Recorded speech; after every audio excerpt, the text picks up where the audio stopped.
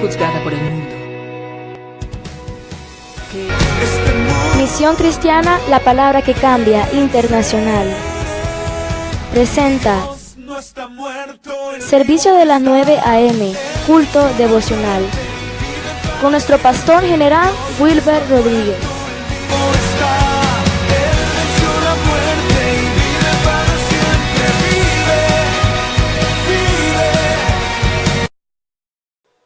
Recibe la adoración de tu pueblo, recibe la gratitud. Gracias por todo lo que tú permites, lo bueno y lo malo. Rendimos gratitud delante de ti. Y ahora ponemos en tus manos nuestras almas, nuestras vidas necesitadas. Tú sabes que si no hubiese una necesidad profunda en nuestra alma, ninguno de los que estamos hoy en este sitio estaría acá. Pero reconocemos, Señor, que necesitamos de tu palabra. Reconocemos que cada día que transcurre necesitamos más de ti. Por eso, Señor, aliméntanos.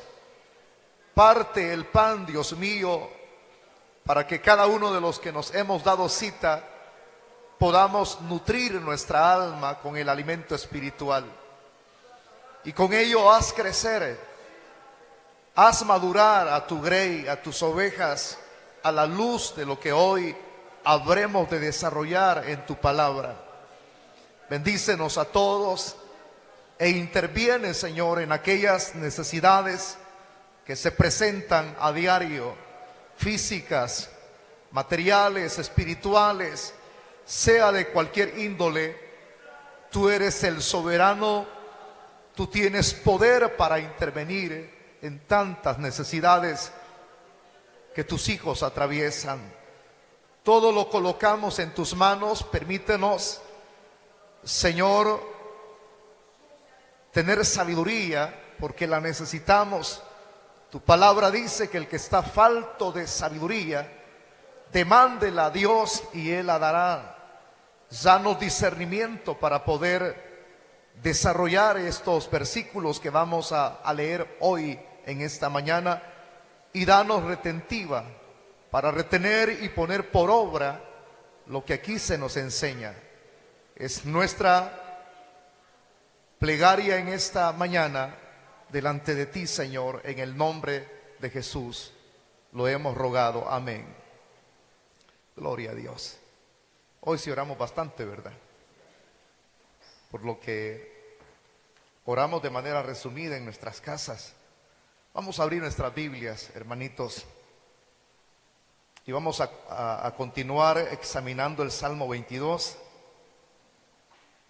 Salmo 22 nos corresponde hoy en esta mañana leer el versículo número 7 y 8. Versos 7 y 8. Estamos desarrollando la temática La noche espiritual de un atribulado. Ese es el tema en desarrollo.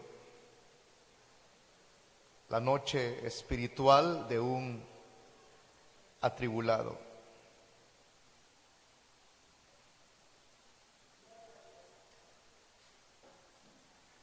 Dice la Escritura en el versículo número 7 y 8: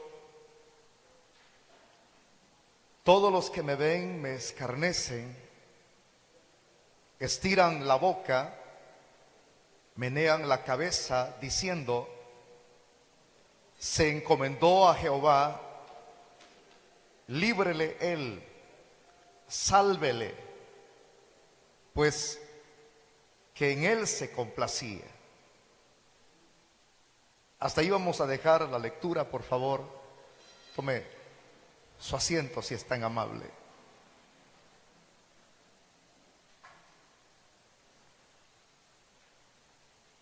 Estamos llegando ya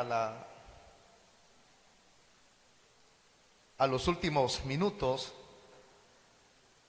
que le restaban al Señor de vida cuando estaba pendiendo de la cruz. Y estando en esa situación, Según el análisis de los comentaristas bíblicos, estaba en una agonía profunda, terrible, porque había llegado al clima de los sufrimientos, cuando nunca un ser humano lo ha vivido como lo experimentó el mismo Hijo de Dios. Y estando en una condición de tal tipo, hay personas, hermanos, que necesitan una expresión de fortaleza en una situación de esta índole. Expresiones, hermano, de aliento. Y quizás con solamente verle el rostro a alguien y ver que se está compadeciendo del que está sufriendo, rápidamente eso hace denotar identificar del que se está condoliendo, el que está externizando de manera emotiva tristeza, y el que lo está viendo entonces lo denota rápido. Pero parece ser que en otros casos, de manera particular, muchos quizás encontraron consuelo en momentos de este tipo, encontraron expresiones de aliento, de fortaleza, de un humano hacia otro humano. Pero en el caso de Cristo, parece ser que hay un contraste, es decir, que fue lo contrario de lo que se puede ver identificar de un humano hacia otro humano. Por eso es que en el análisis que vamos a hacer hoy a través del estudio, en el cual vamos a recorrer un tour, vamos a observar acerca de lo que se añade a lo que ya el Señor estaba experimentando en ese clima difícil, duro, de tormento. Repito, eran sus últimos minutos ya en que Él estaba en su existir, en su cuerpo. Y parece ser que a eso se añade cierto tipo de escarnio, eso es lo terrible, burlas, que las mismas personas a quienes Él atendió, según el relato de los 3 evangelios sinópticos y el de Juan, que no es un sinóptico, en el análisis que se hace, ahí el Señor, todos podemos leerlo en nuestras casitas, el que atendió a multitudes, el que extendió su mano para sanar, el que expresó palabras de vida eterna, cuando nunca se habían oído en aquella época de decadencia espiritual, apareció este personaje con una expresión o con una palabra de autoridad, y sus expresiones llenaban los vacíos internos del corazón del hombre, a tal grado de que uno de los discípulos reconoció lo que el Señor mismo hacía cada vez que Él enseñaba. Hermano, Pedro fue quien lo dijo, aquellas expresiones tan conocidas cuando el Señor despidió a la multitud, ¿verdad? Porque ellos le buscaban, porque querían de que el Señor les proveyera más alimento, es decir, que obrara otro milagro de la multiplicación de panes para darles de comer de gratis. Cuando el Señor los confrontó, los despidió, habiéndoles presentado de que mejor ellos eligieran comer del pan que a vida eterna permanece y no del pan que perece, porque todo alimento va al estómago y luego en el proceso de lo que se hace de manera interna va a la letrina, va al servicio. Entonces, cuando el Señor se hubo presentado como el pan de vida y lo rechazaron, ya no había opción de estar entreteniendo a esa gente egoísta, y es cuando los despide. Y ahí los discípulos se sintieron como mal, hubo cierto malestar en su corazón.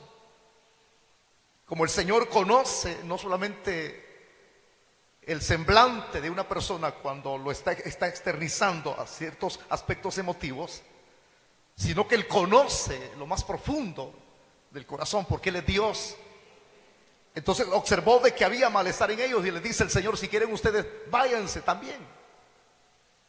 Y Pedro fue el que dijo: Señor, pero él consideró eso, pero ¿a quién iremos si solamente tú tienes palabras de vida eterna?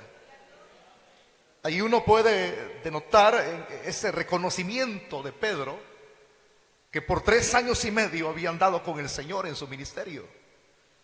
Y él sabía que las expresiones que emanaban de su boca, esas expresiones llenaban el vacío del corazón del ser humano. No era simplemente por hablar, sino que él hablaba palabras de vida eterna. Entonces, si hubo ese reconocimiento, imagínense, de uno de los hechos que el Señor hizo en su ministerio, ¿qué no sería de lo demás? Cuando sanó a los leprosos, cuando resucitó a Lázaro, cuando resucitó a Talita, cuando resucitó al hijo de la viuda, cuando dio la vista a los ciegos, cuando, hermano, obró en las personas paralíticas, cuando obró en la mujer que padecía de flujo de sangre. Cuántos milagros, cuántos hechos, cuántas proezas la gente pudo ver en favor de ellos mismos. Ahora, él obró tantas cosas que, según el análisis bíblico,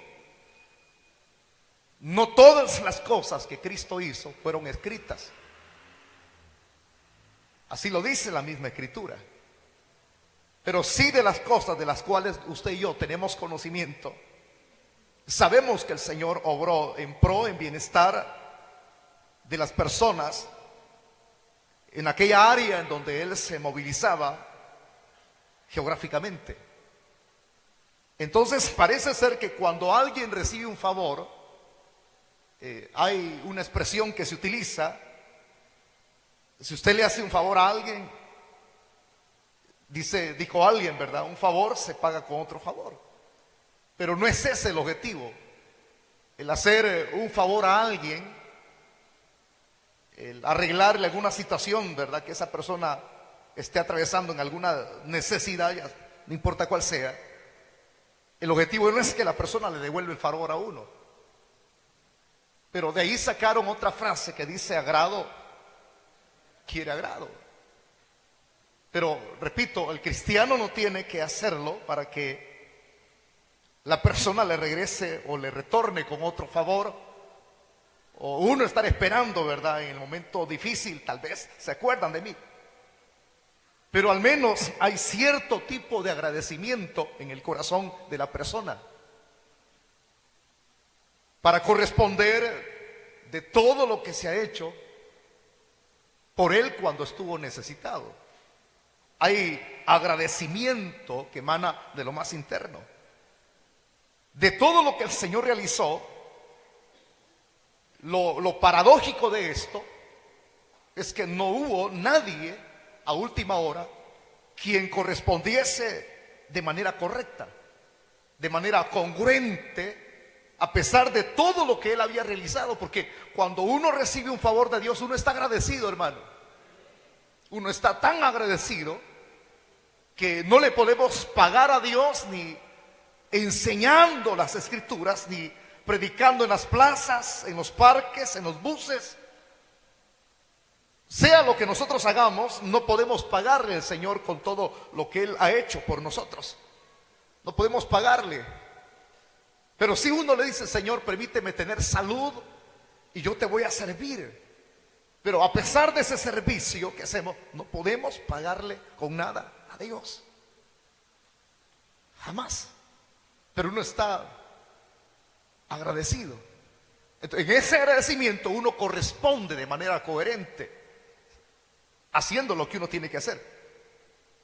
Pero lo duro de esto es que aquí nadie Nadie correspondió de manera adecuada en quienes él había hecho favores, sino por el contrario. Ahora que vamos a entrar en el desarrollo de esta temática, usted va a observar que en lugar de acercarse para brindarle agradecimiento y derramar lágrimas y condolerse por la situación la cual el Señor estaba atravesando en ese instante, parece ser que se observa una panorámica muy diferente. Por eso es que hoy que vamos a entrar al desarrollo, en el análisis de estos dos versículos, vamos a observar que hay 4 grupos de personas involucradas en una misma faena. Los 4 grupos de personas. No hay nadie quien pueda discrepar del uno para con el otro, sino por el contrario, los 4 grupos están involucrados, hermanos, en actuar de manera pésima, negativa e incongruente en contra de aquel que tanto bien les había hecho a ellos. Vamos a observar y hoy quizás vamos a hojear nuestras Biblias más de lo que lo hemos hecho en otras ocasiones anteriores. Así es que, ¿verdad? Si usted no encuentra los textos, únicamente escríbalos, no se complique la vida. Porque a veces cuando uno va iniciando en el camino del Evangelio y no haya los textos que uno da como referencia, da cierta pena, porque eso muestra que no leemos la Biblia en nuestras casas, o no estudiamos la Biblia, no tomamos un devocional para nosotros mismos en nuestras casas. Pero no trato de ridiculizar a nadie ni avergonzar a nadie, sino, repito, si no lo encuentra, entonces apunte la cita bíblica que yo voy a ir mencionando. En primer lugar, el primer grupo de estos 4 grupos, ¿verdad? El primer grupo habla acerca de quienes lo componían. En primera instancia era precisamente el pueblo común y corriente. Pero antes quiero leer la cita base. La base son los versículos del 7 al 8. Dice: todos los que me ven me escarnecen, estiran la boca, menean la cabeza diciendo. Ellos decían esta frase: se encomendó a Jehová, líbrele él, sálvele, puesto que en él se complacía. Ahora, aquí hemos leído una frase, ciertas frases, pero no estas mismas frases eran las que se repetían en estos 4 grupos de personas. Eran frases de escarnecimiento, una distinta a la otra, pero todas llevaban la misma vía, el mismo camino: insultar, escarnecer, añadir más sufrimientos al que estaba clavado en la cruz. Aquí uno puede denotar cuán perversa es la naturaleza del ser humano, cuán perversa es la conducta del ser humano. Por eso es que uno no tiene que confiarse de nadie. La misma Biblia dice: maldito los que confían en el hombre. Por eso es que usted tiene que ser sabedor de eso, porque hoy alguien puede decirle palabras bonitas a usted, y cuando usted da la vuelta le está clavando un puñal. Hay un libro que se lo recomiendo, es muy chiquito. Yo no lo he comprado, pero estuve leyendo el prólogo y leer el prólogo da la pauta de que el libro es interesante. Pero fíjese que lo que leí me lo grabé de memoria, y el libro en su pasta dice: la traición de Absalón. Entonces, si habla de la traición de Absalón, todos sabemos la historia de Absalón. en contra de su padre. Absalón era hijo de David, quien le arrebató el trono. Entonces uno ya toma la iniciativa, lee, no lo he comprado, pero al menos como uno conoce la historia bíblica, este tipo traicionó a su papá. La mano quien le dio de comer, imagínese usted, un hijo, hermano, un hijo. Vuelvo a repetir las mismas frases. Se denota cuán vil y traicionera es la naturaleza del ser humano. Un hijo que no será otra persona ajena. Increíble, ¿verdad? Perversidad hay en el corazón del ser humano. Por eso le aconsejo que compre ese librito. Yo ya creo que primero Dios, si Dios me permite vida, esta semana lo leo para poder enriquecerlos a ustedes. Porque ese es el objetivo, más que retenerlo en el disco duro y uno tratar de allí andar quizás enorgulleciéndose por el conocimiento. No, ese es el objetivo. Al contrario, que el que conoce más, hágase como los demás. Tome por superiores, dice Pablo, a los demás. Entonces, hermanito, ahí uno ve nuevamente, ¿verdad?, cuán corrupta es la naturaleza. Nunca nos confiemos de nadie, porque hoy le pueden estar diciendo, ay, lo amo, re chulo, y mañana le van a decir Chueres y Fiona. No sé si me explico, en lugar de decir otra cosa. Hoy le van a decir que usted es lo más lindo que hay en el presente. Hoy, este día, al transcurrir a las 12 de la noche con 1 minuto, ya es el futuro, ya es el mañana.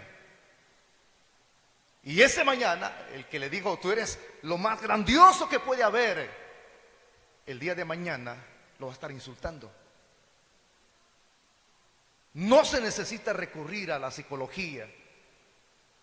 Para conocer el corazón del hombre se necesita recurrir a las escrituras. No se confíe nunca en nadie. En nadie, porque lo van a traicionar. Uno expresa palabras que son coherentes. Uno dice, pero es mi amigo, pastor, es mi amiga más íntima. Nunca se confíe en nadie. Su mejor amigo se llama Jesucristo, el Hijo de Dios. Tome por amigo a Dios y no al hombre, hermano. Inclusive el hombre, como, ¿verdad?, es tan equivocado en su forma de pensar por su naturaleza corrupta, que dice, entonces no tomo por amigo al hombre. Entonces el perro es el mejor amigo. Hubo un señor que crió un perro en Italia. Yo estuve viendo las noticias y jugaba ahí, hasta fotografía le tomaban al perro, le tomaron video. Y resulta que a los 7, 8 meses de tener el perro, la esposa del señor tuvo a su primer hijo. Y ahí la señora, mientras él andaba trabajando, la señora se fue a tender la ropa, y mientras el perro se estaba comiendo al niño. O sea, ni los animales son los mejores amigos del hombre. El único que nunca nos va a traicionar y jamás nos va a abandonar, Él va a estar en las buenas y en las malas con nosotros. No se nos olvide. Nosotros somos niños malcriados. En vez de que decimos, Señor, ¿acaso tenés hijos predilectos? Que no, Él está ahí siempre, porque hay promesa en la Biblia. Aún en nuestro lecho, en nuestra cama, Él está siempre allí.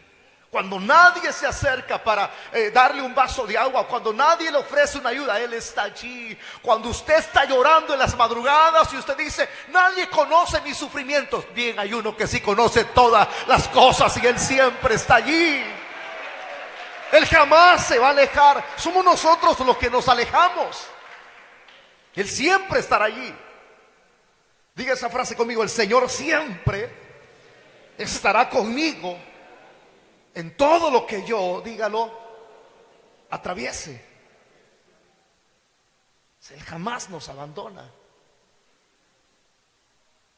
En Él depositemos nuestra confianza. Solo Dios es nuestra seguridad. La Biblia dice en el libro de los Salmos que Él es nuestro castillo, Él es nuestra fortaleza, Él es nuestro pronto auxilio en la tribulación. Cuando todo se acabe a nuestro alrededor, Él ahí está siempre. Él ahí está siempre. Entonces, no nos confiemos, porque ahora vamos a observar el comportamiento vil de la naturaleza del ser humano. Increíble, ¿verdad? Cómo se sentía él como la criatura más insignificante, que es un insecto, como un gusano. Así se sentía él, y a eso comienzan a añadirle más cosas negativas. Dice el Señor: todos los que me miran me escarnecen. Vayámonos al análisis entonces del primer grupo de los que le escarnecían: la multitud común y corriente. Abramos nuestras Biblias, porque aquí es una palabra profética. Este es un salmo profético. Este salmo se cumplió en el mismísimo Hijo de Dios. No se pasó ni una jota ni una tilde en ese cumplimiento. Vayámonos al Evangelio de Lucas, por favor. Quiero que usted vaya leyendo las bases bíblicas. Lucas capítulo 19. Vamos a ver el primer grupo que le escarnecía. Capítulo 19 del Evangelio de Lucas. Vamos a leer el versículo 47 al 48. Despacio, hermano, búsquelo despacio. Lucas capítulo 19, versículo 47 y 48. ¿Ya lo tiene? Repito, si no lo haya, por favor escriba la cita bíblica. Dice de la manera siguiente la palabra del Señor: y enseñaba cada día en el templo, pero los principales sacerdotes, los escribas y los principales del pueblo procuraban matarle. Verso número 48: y no hallaban nada que pudieran hacerle, porque todo el pueblo estaba suspenso, oyéndole. Denote aquí, el pueblo comienza a darle acogida. Aceptan su mensaje al principio. Y cualquiera puede de entrada. A Cristo jamás nadie le engaña. Pero en el caso de uno como ser humano sí. Al darle acogida a alguien dice: ah, me aman. Entonces, aquí le dieron acogida. Y no le podían hacer daño porque el pueblo en este momento estaba a favor de él. Pero mire, esa actitud se tornaría en algo que variaría, porque así es el carácter del hombre, voluble. Hoy está alabando a Dios, hoy dice que lo ama, mañana dice que lo odia. Hoy dice que estima su palabra, qué linda, qué mensajes, qué estudios, y mañana estará maldiciendo la palabra. Vamos a ir paso a paso.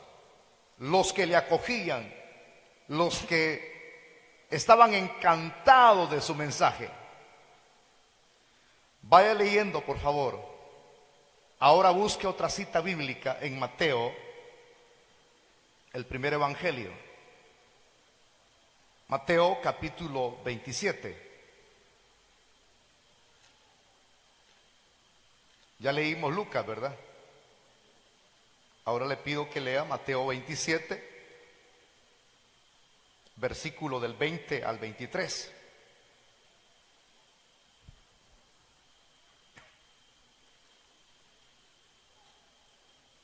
Dice la Escritura en el verso 20: pero los principales sacerdotes y los ancianos persuadieron a la multitud. Oiga, ¿a quiénes persuadieron? ¿Quién es esa multitud? Son los mismos que le acogían. Le voy a decir esto: esos mismos que aceptaban su mensaje son los mismos que cuando Cristo tuvo la entrada a Jerusalén Se le llama la entrada triunfal. El Señor iba montado en un pollino de asno y todos gritaban eufóricamente, decían: Hosana, Hosana al Hijo de David, bendito el que viene en el nombre del Señor. Lo ovacionaban y cualquiera pudo haber dicho: aceptan que Él es el Mesías. ¡Qué grandioso! Solo observen, hermano, los que lo acogían, los que aceptaban, esos mismos que lo ovacionaban el día de ayer, lo voy a decir, ahora es otro día. Y ese otro día, estos encargados de administrar lo espiritual en Jerusalén, dice, los principales sacerdotes y los ancianos, persuadieron a la multitud que pidiese a Barrabás y que Jesús fuese muerto. Respondiendo el gobernador les dijo: ¿a cuál de los dos queréis? Mire, hermano, que os suelte. Y ellos dijeron: a Barrabás. Pilato les dijo: ¿qué pues haré de Jesús llamado el Cristo? Todos, ¿quiénes son estos todos? El pueblo. ¿Qué es lo que dijo estos todos? ¿Qué dijeron? Que sea crucificado. Ese es el primer grupo que está enfrente de la cruz. Ahí están. Los mismos que lo ovacionaron, los mismos que aceptaron su mensaje, los mismos que dijeron: Hosana, bendito el que viene en el nombre del Señor, son los mismos que ahora le están incrustando el puñal de traición. Se habían unido al ridículo, al juego ridículo, y sin piedad alguna estaban lanzando improperios, sarcasmos venenosos sobre Jesús, a tal grado de que allí mismo, lea por favor Mateo 27, pero lea de manera exclusiva el verso 40. Lea el versículo 40. Ahí mismo está, hermano, ahí donde usted está hojeando. Diciendo: tú que derribas el templo y en 3 días lo reedificas, sálvate a ti mismo. Si eres el Hijo de Dios, desciende de la cruz. Insultos, improperios en contra del mismísimo Hijo de Dios. Este era el primer grupo. Entonces, aquí vamos llevando la enseñanza en su secuencia. Nunca nos confiemos de nadie. Nunca. Nunca. Yo no, hermano, no estoy señalando a nadie. Ni tampoco me he vuelto investigador privado.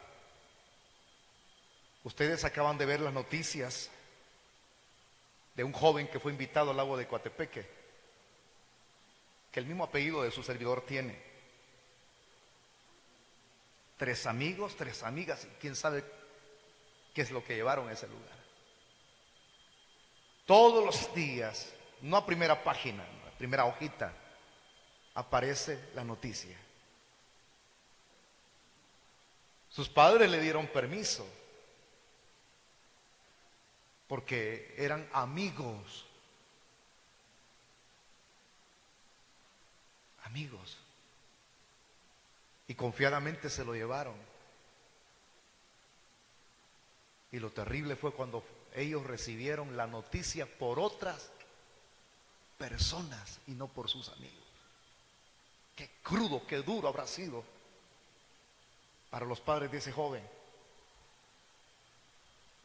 ¿Y qué pasó? Pues sí, que ustedes no son amigos de ella. Imagina la situación, imagina, me imagino. ¿Por qué no lo cuidaron? Es que el único que nos cuida se llama Dios. Te puede decirle: te voy a dar ray, te voy a dar ray. Ándate conmigo, le dice su compañera de estudio. Nunca se confíe de nadie. Porque si hubo un Judas que vendió a Jesucristo por 30 monedas de plata, lo vendió el más cercano. Hay un dicho bien dicho, yo no sé de dónde lo sacaron, si fue aquí lo escribieron, pero dice: el buey se lame él solo. ¿Ves? Esos dichos son interesantes. No nos confiemos. Aquí, esta multitud que tantos favores había recibido del Señor, estaban gritando improperios, sarcasmos venenosos sobre aquel que estaba muriendo en la cruz. ¿Cuántos creen que Cristo es digno de ser adorado y alabado por los siglos de los siglos? Amén, amén. ¿Verdad que Él merece que le digamos cosas lindas? ¿Por qué? Por todo lo que Él ha hecho por nosotros. A este primer grupo se añade otro, segundo grupo. Se le llama el grupo de los gobernantes. O sea, en ellos se está cumpliendo la profecía del Salmo 22, 7 y 8. Segundo grupo, los gobernantes. Este segundo grupo insultaban, se burlaban de Cristo, haciendo bromas de la afirmación que Él en un momento hubo hecho. Abra su Biblia, por favor, y hojeémosla en Lucas capítulo 23. Lucas 23. Quiero que lea, por favor, conmigo el versículo 35. Dice la Escritura: y el pueblo estaba mirando, y aún los gobernantes, ¿qué dice aquí? El segundo grupo dice: los gobernantes se burlaban de él diciendo: a otro salvó, sálvese a sí mismo, si este es el Cristo, el escogido de Dios. Se burlaban de él. Y fíjese, hermano, acá, para que usted tenga un concepto más definido, ¿verdad? ¿Qué es burla? ¿Qué es burla?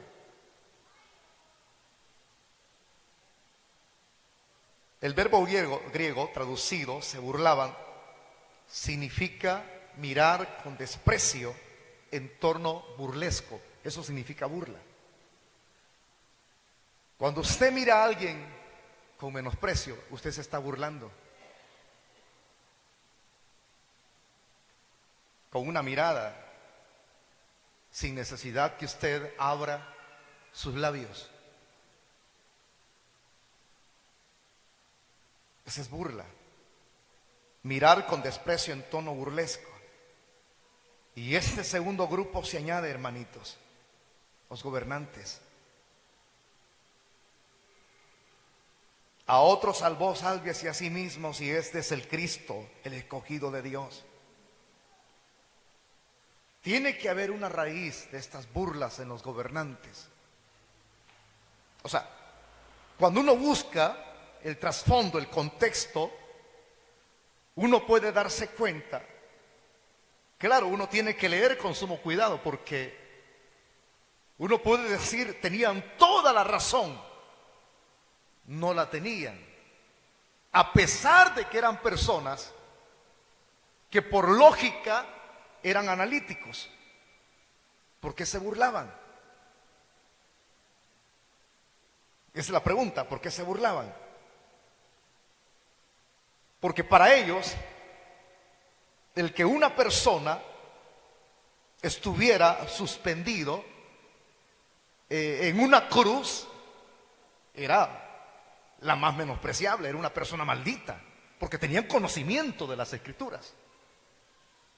Y según el análisis de ellos, el que estaba ahí clavado era un maldito, que era digno de recibir menosprecio. Abra su Biblia, por favor, y vayámonos al libro de Deuteronomio, capítulo 21. Yo lo voy a leer desde acá, el versículo 23. Reza así: no dejaréis que su cuerpo pase la noche sobre el madero. Sin falta lo enterrarás el mismo día. Porque maldito por Dios, escúcheme, es el colgado, y no contaminarás tu tierra que Jehová tu Dios te da por heredad. Entonces ellos se daban la razón según el conocimiento bíblico. Es maldito. Todo aquel que es colgado de un madero merece menosprecio, merece burla. Lo que por lógica muchas veces alguien puede verlo como lícito, en su desconocimiento de las Escrituras se denota que eso que él hace no es lícito. Porque ¿saben ustedes por qué Cristo estaba allí? Porque él, siendo justo, se hizo injusto. Él se hizo pecado por nosotros. Él estaba llevando nuestra maldición en su cuerpo. No era simplemente un crucificado más. Estaba en esa postura, no porque haya sido un criminal, no porque haya sido una persona que ofendió a alguien con sus expresiones, porque jamás con sus palabras ni con sus hechos el Señor pecó. Es el ser más perfecto que vino a esta tierra, el más digno. Por eso es que cuando Pablo escribe en su carta a los hermanos en Galacia, él menciona acerca de lo que yo les estoy diciendo a ustedes. Si quiere buscarlo, hágalo conmigo. En Gálatas, capítulo 3, versículo número 13. Gálatas 3:13 dice así: Cristo nos redimió de la maldición de la ley. Escuche, hecho por nosotros maldición, porque está escrito: maldito todo el que es colgado en el madero.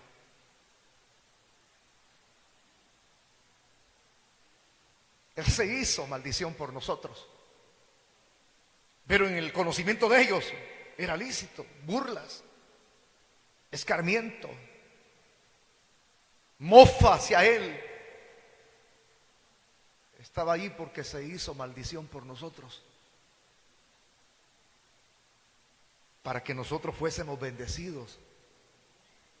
Pero eso lo hacen las personas que ignoran, desconocen las Escrituras. Por eso es que el profeta Isaías, cuando uno va al capítulo 53 del profeta Isaías, uno encuentra frases como estas. En el versículo número 7 dice: angustiado, miren, en ese su estar ahí en la cruz, hermano, clavado, angustiado él y afligido, no abrió su boca, como cordero fue llevado al matadero, y como oveja delante de sus trasquiladores enmudeció y no abrió su boca. Nunca profirió una maldición en contra de los que lo estaban maldiciendo, en contra de los que se estaban burlando. Pero estos gobernadores hacían que él se lo merecía. Él se merece, y por eso se burlaban, se mofaban de él. A otros salvó, sálvese a sí mismo, decían, si este es el Cristo escogido de Dios. Pero hay un tercer grupo, quiero que vaya contando, por favor, porque estos mensajes ya no se repiten. El tercer grupo de personas que habían allí eran los soldados romanos.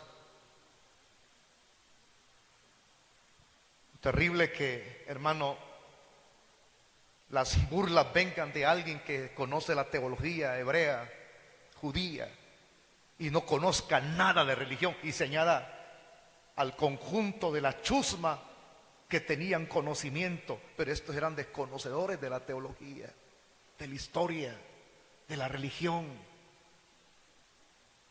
Estos, claro, si usted lee la Biblia, ya se lo voy a mostrar, ¿quiénes fueron los que iniciaron ese escarnecimiento en contra del Señor? Los romanos. Yo se los enseñé aquí cuando le encerraron al pretorio. El pretorio es una recámara de tortura. Es un cuarto donde torturaban, donde ellos hacían con la persona lo que ellos quisieran. Por eso es que cerraban la puerta y nadie tenía que meterse.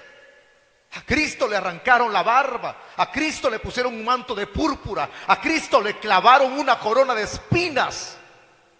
Lo golpeaban y le decían: dinos quién te golpeó, profetiza.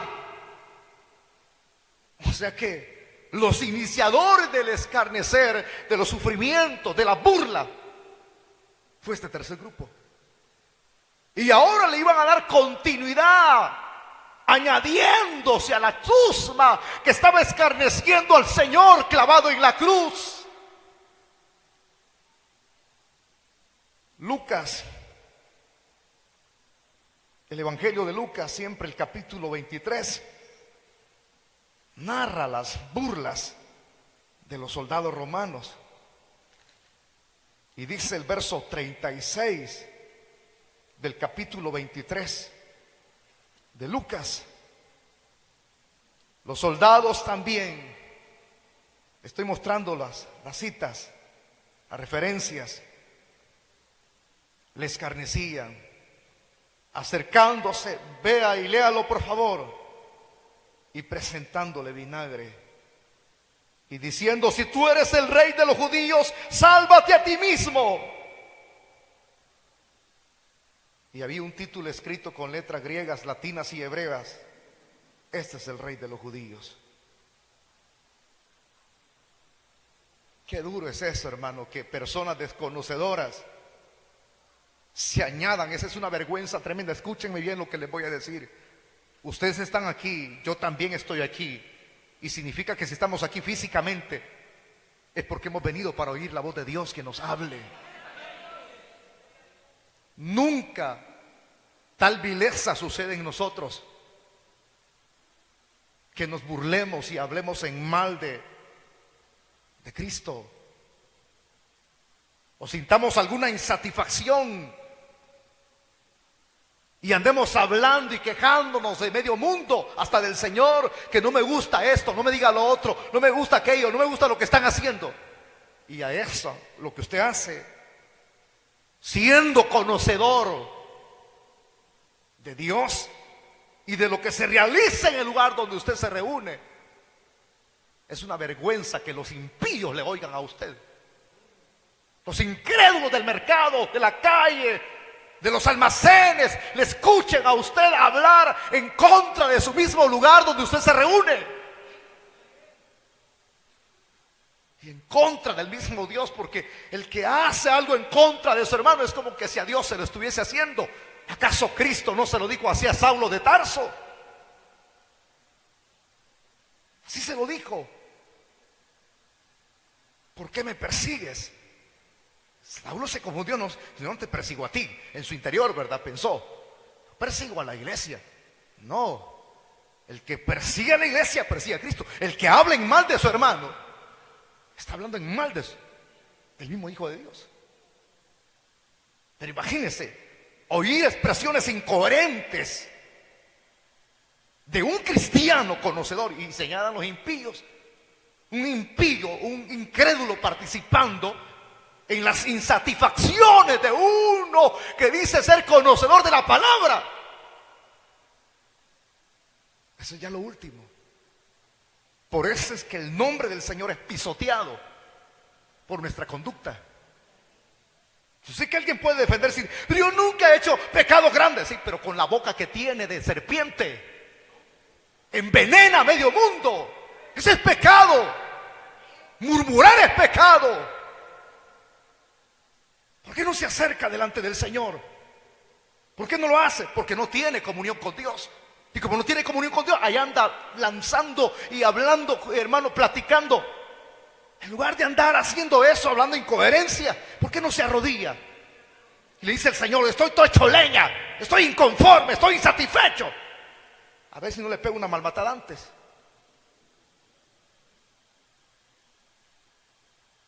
En todo lo que expresamos en nuestras palabras, dice la Biblia, hay pecado. Y aquí, hermano, este es lo más terrible. Gentiles añadiéndose a burlarse en contra del Señor. Cuando uno tiene que tener convicción. Ya imagino que yo voy a estar a la par de un impío burlándome de un hijo de Dios. No, hombre. Al contrario, yo lo reprendo, hermano. ¿Qué te pasa a vos, hijo del diablo? Te estás burlando de mi hermano. No, pero ahí nos reímos, nos agregamos a la chusma. No, sigamos. Tienen toda la razón. Nadie tiene razón alguna. Porque en primer lugar, si usted es alguien que le gusta andar enjuiciando a otro, andar juzgando a otro, usted no tiene la estatura moral para juzgar a nadie. El único que puede hacerlo, el que cumple los estándares de perfección, es el mismísimo Hijo de Dios. No podemos juzgar a nadie. Mejor, como dice aquel dicho, machete, metete en tu vaina. Ese dicho creo que lo escribieron en Macasa. Machete, metete en tu vaina. Tenemos que andar profiriendo mal contra nadie. Y ese tercer grupo, ahí no termina todo, hermano. Se burlaban del Señor. Y usted sabe aquí lo que hemos leído, 34 y 35.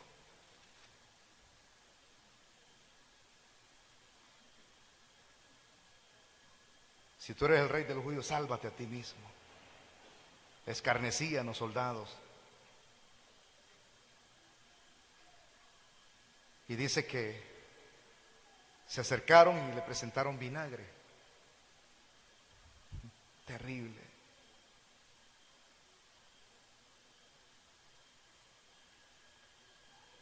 Y ese es, hermano, ¿y qué radica la burla de ellos? Se lo voy a plantear de esta manera, tal como está escrito.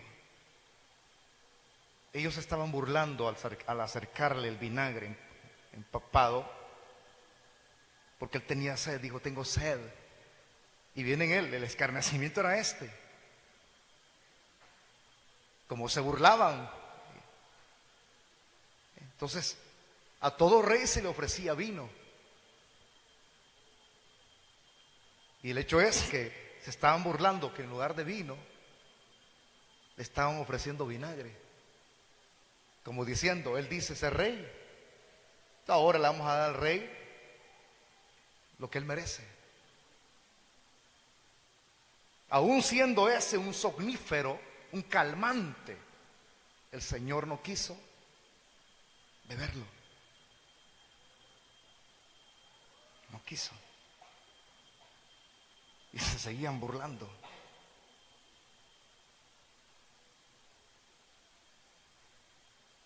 Y no sabían nada, le dije hace unos minutos, nada de teología, no conocían la religión, pero eran buenos para esto. Querían terminar el juego que habían comenzado allá, cuando lo habían hecho leña.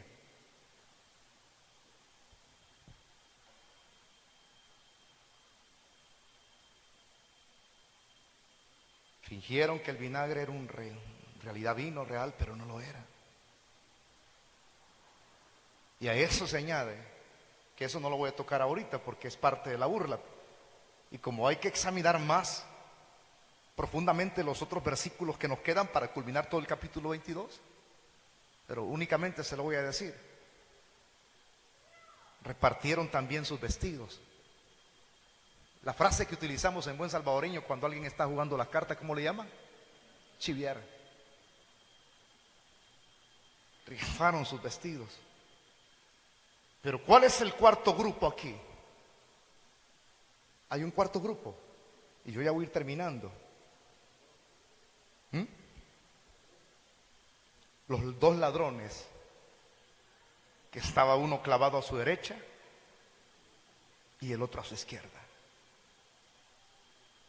Ahí mismo, hermano, si tiene abierta la Biblia, en Lucas 23, el verso 39, reza así: y uno de los malhechores que estaban colgados, repítalo, y uno de los malhechores que estaban colgados le injuriaba, diciendo: si tú eres el Cristo, sálvate a ti mismo y a nosotros.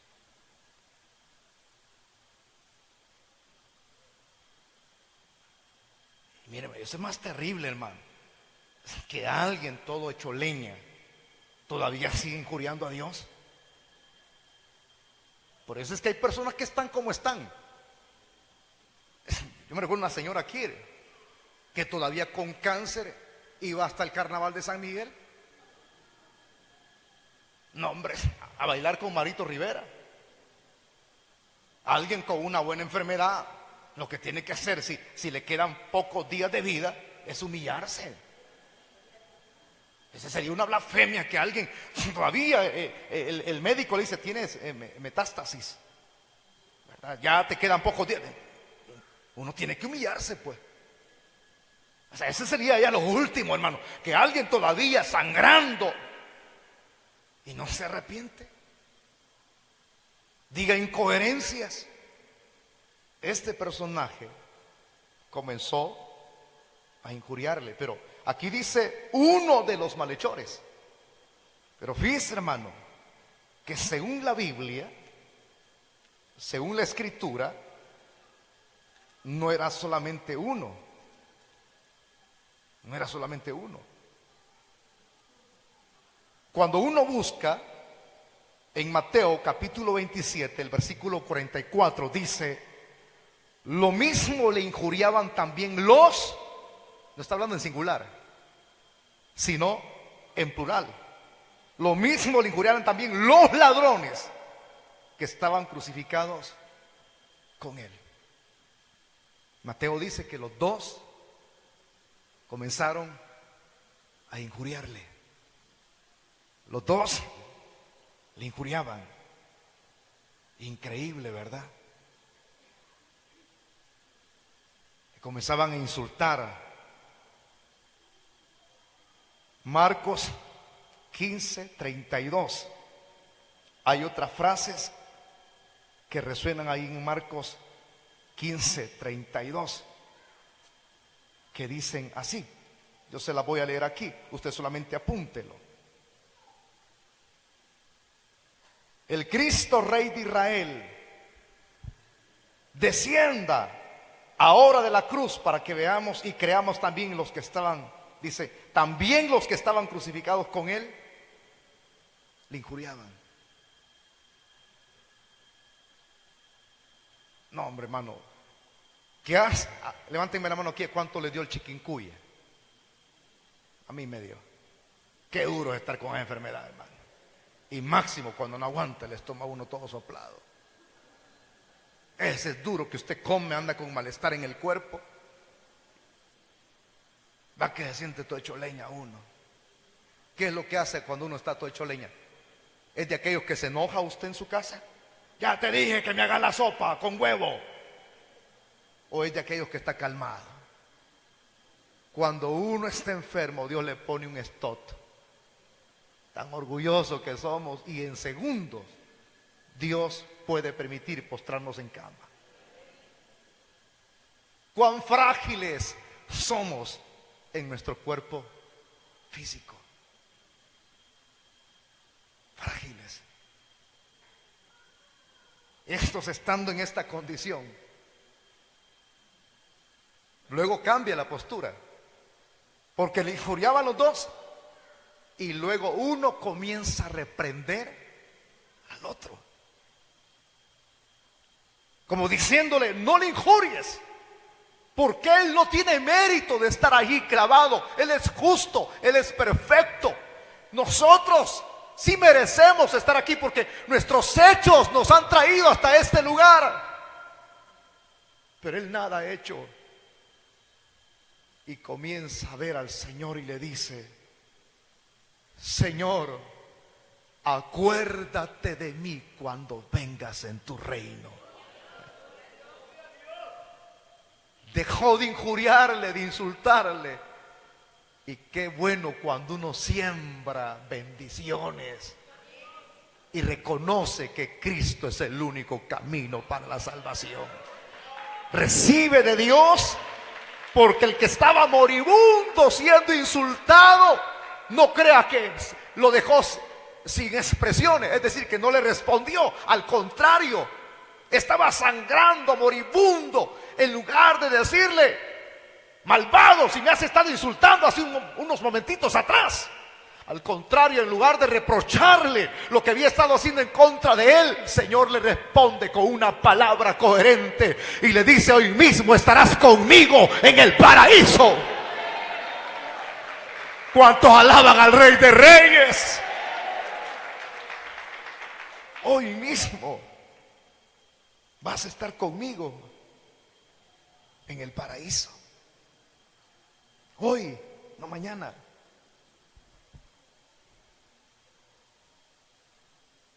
Esos son los 4 grupos. Pero hay un quinto grupo allí. Ya voy terminando. 1 hora me queda. Hay un quinto grupo allí.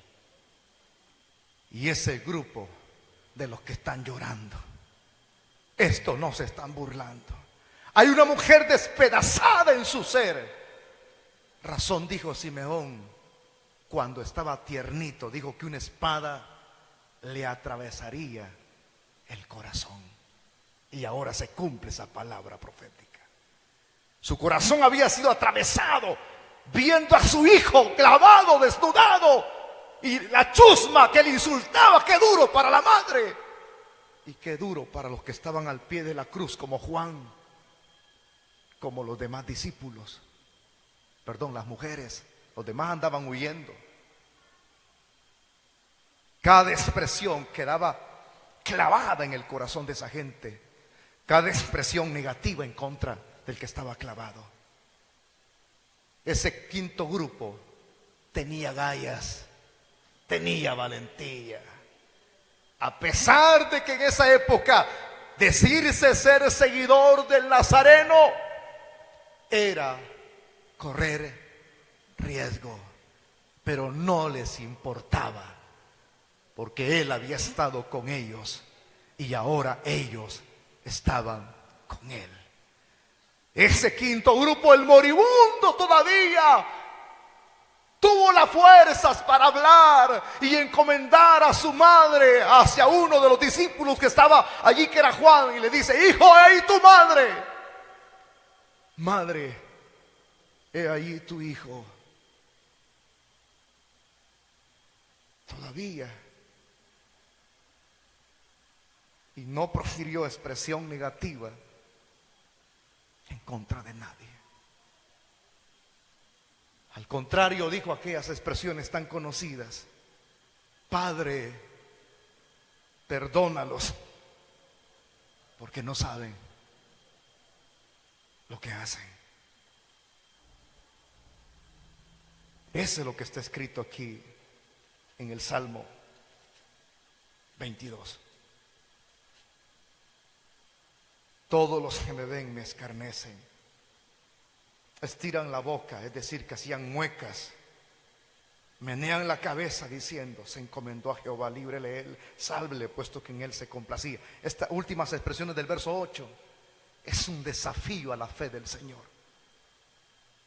Cuando tú estás hundido, se acercan los hijos del diablo. Hay un remover de demonios a la hora cuando tú te has quedado solo. Y te dicen: ¿dónde está tu Dios?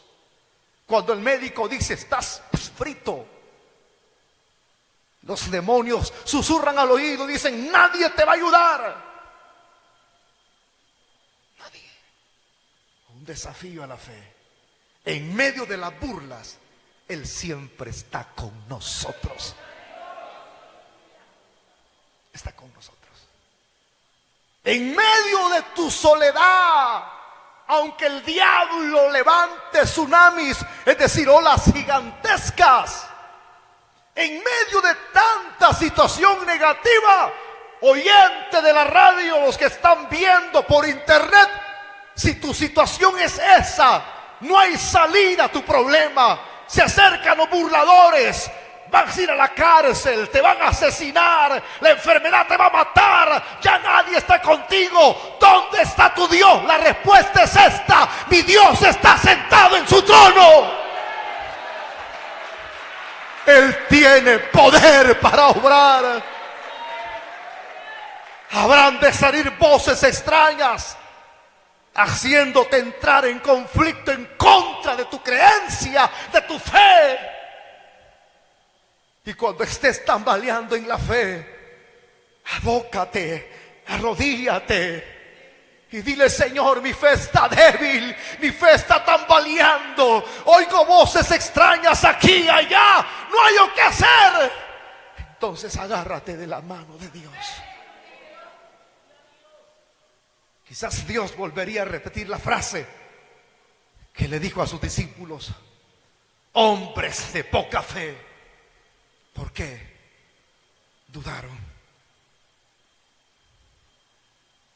Contra de esas expresiones, encomendó a Jehová, dice que estuvo con él.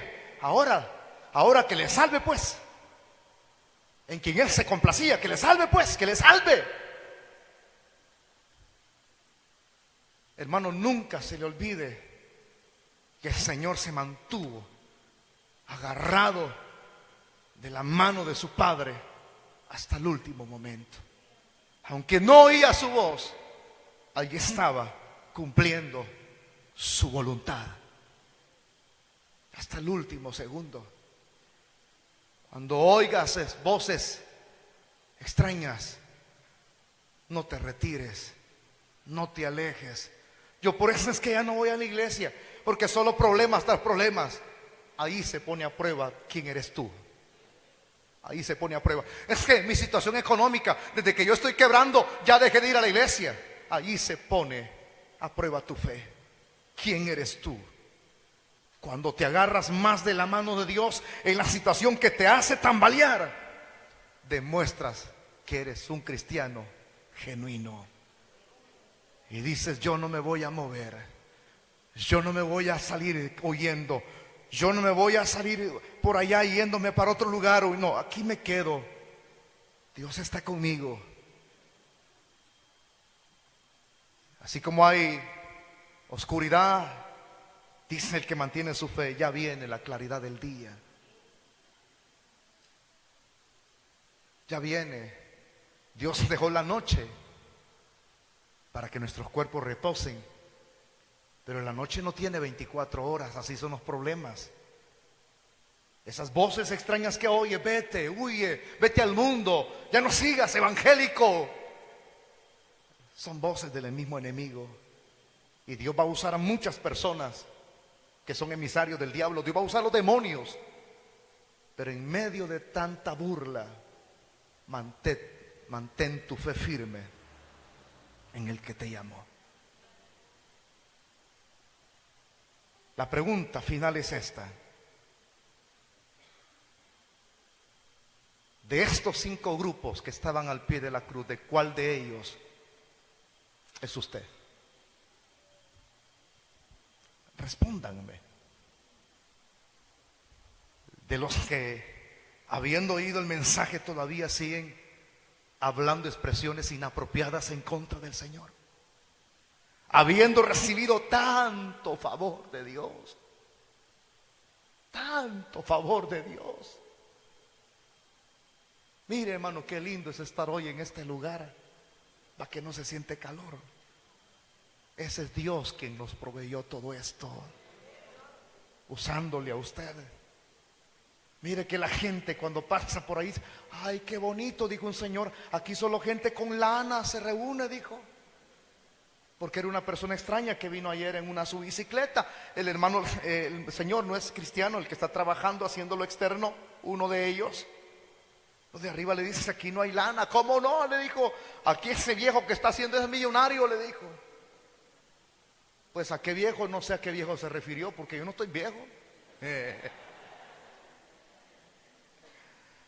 Mejor hubiese dicho el anciano de días, que no soy yo, sino el que está sentado en su trono. De ver tanta cosa linda, ya va a ver, no hemos terminado, porque no hemos terminado, ahorita comenzando vamos los proyectos. Ya cuando tengamos nuestra clínica médica allá afuera, para atender a la gente pobre, porque nosotros como iglesia tenemos que estar al servicio de la misma sociedad. Cuando vayamos a las calles a buscar los indigentes, usted no ha entendido, si no ha engranado con la visión. ¿Usted cree que solamente el edificio? No, hermanito. Nosotros en el futuro vamos a tener un albergue para personas abandonadas en este lugar. Es lo que Dios ha puesto en mi corazón. ¿De qué sirve un templote? ¿De qué sirve la majestuosidad de un edificio si no somos útiles para Dios? Si no somos útiles, más que inútiles. De tanto que Dios nos bendice, somos tan mezquinos que comenzamos a decir expresiones incoherentes. No, que no es de Dios, que aquí, que allá. Hermano, en lugar de eso, mejor no seamos contados entre los 4 grupos de blasfemos, sino de aquellos que están llorando al pie de la cruz, golpeándose el pecho. Eso tendríamos que hacer nosotros.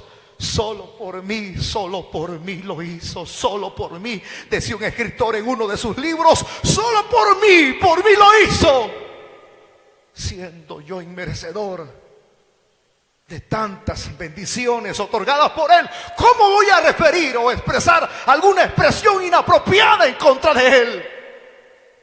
Así lo dijo el que estaba muriendo en la hoguera, Policarpo, así se llamaba el hombre. Lo estaban quemando, le decía: blasfema en contra de tu fe.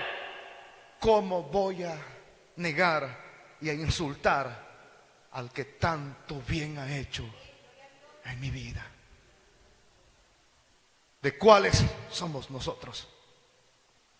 ¿De los que bendecimos cuando todo no va bien?